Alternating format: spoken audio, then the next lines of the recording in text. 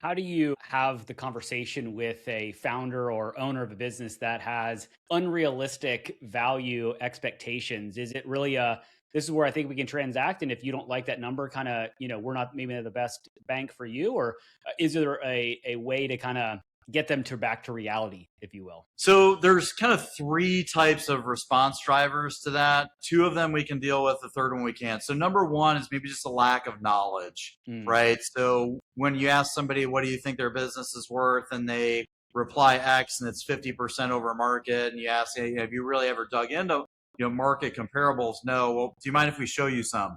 If they're open to that and they're willing to be educated, we've got a lot of data. We subscribe to over $100,000 a year we spend on data on private transactions. And so we will build a customized report for them that will actually look at different transactions that have occurred in their industry segment, typically based on NAICS code. So however they file their taxes, you can kind of narrow down or vector down into transactions that have occurred with a similar NAICS code.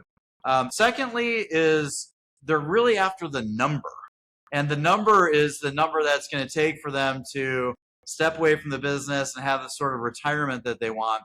And if there's too big of a gap there, a lot of times what we'll talk about is, okay, rather than transacting today, what if we were to take 3 years and to really grow the business into the value it is that you want? And that was actually kind of the genesis in part for my next book, Intentional Growth. So it's really kind of, can we step back and actually make the business worth what you need in order to kind of achieve the financial success that you're after? And that we can deal with.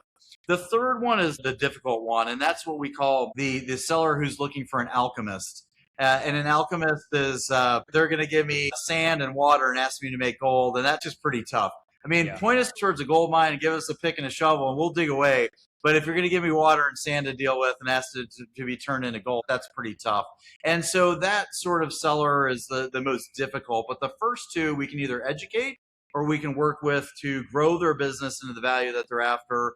But the third, who's after just unrealistic outcomes for where their business is at, that's generally speaking the toughest.